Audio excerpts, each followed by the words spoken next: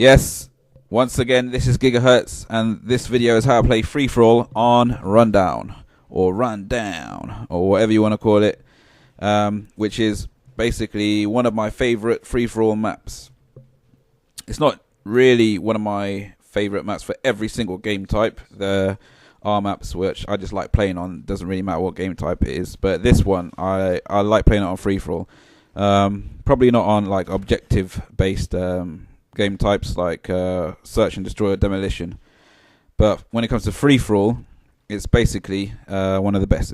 It's definitely up there with like the better free for all maps, and that's because the spawn points on this map, I think they got them very balanced. Because basically, whereas on a map like Estate, for example, when you spawn, generally you spawn like miles away from anyone else, or quite far away from anyone else. On this one, usually the play is spread out over like the entire map, so there aren't really any areas of high traffic or real genuine choke points. It's just basically you can run a gun around the entire map and not have to worry about sticking to a specific spot. So I start off not too bad. I mean, it's not a fantastic game, this one. I think I finished 30-6, which is so-so. It's so-so. But it basically, I think it shows quite well how I would suggest or recommend to play this map. Which the general rule is just move around the outside. That's about it, essentially. If you move around the outside, then you're generally covered. There's a lot of quite good cover all over the place. There aren't really too many places. I mean, it's quite open. If you're in a chopper gunner, it's pretty straightforward to take people out. But when you're just running around on the ground, it's more difficult for snipers to take you out, apart from in certain spots. So on this one, I'm just basically going around. Well, most of the time I go around the outside. I never go across either of the bridges, though. I think I go around the entire outside of the whole map, but I never go across any of the bigger bridges. I go across the little wooden bridge because that's quite short and you can just hop across that really quickly. But I think probably from other like game types, it's made me really want to stay away from the two big bridges, because you'll just get taken out there straight away, especially on search, pretty much. So here at the moment, this point, a lot of the time on this game, there are quite a lot. I think I find quite a lot of people around here, but here is one of the places where people tend to get drawn to. This bit here, I always run up there and sprint up those stairs when I run past that bit, because you'd be surprised the amount of time someone's just sitting in the corner, and it's just such an easy stab for an easy kill there. Always come around the back of this bit here, and pretty much always, well, at the moment I don't have, or when I played this game I didn't have Ninja Pro on, so sometimes there can be people hiding around there, so I crouch down so I can hear if there's anyone moving around who doesn't have Ninja Pro on in that specific spot. Here is another place where people are drawn to as well, upstairs here in these rooms, but it's not as bad as other like high traffic areas on other maps, like the cave on what's the name of that map? The big open one with the fields. Can't remember the name at the moment.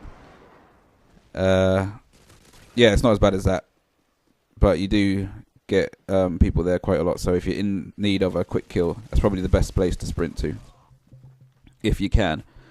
Like if you're coming to the end of the game and it's like you and someone else both got 1,400 points, then it's probably a good place to head to. Anyway, I think on this game I get. That's about it. That's about it really for the tactics. I mean, there isn't really much more to say on that. Just basically stay around the outside, and and just keep looking in towards the map and take people out as you can. But what I was saying was, I think on this game I get a couple of Harriers, and there is one person that I was playing.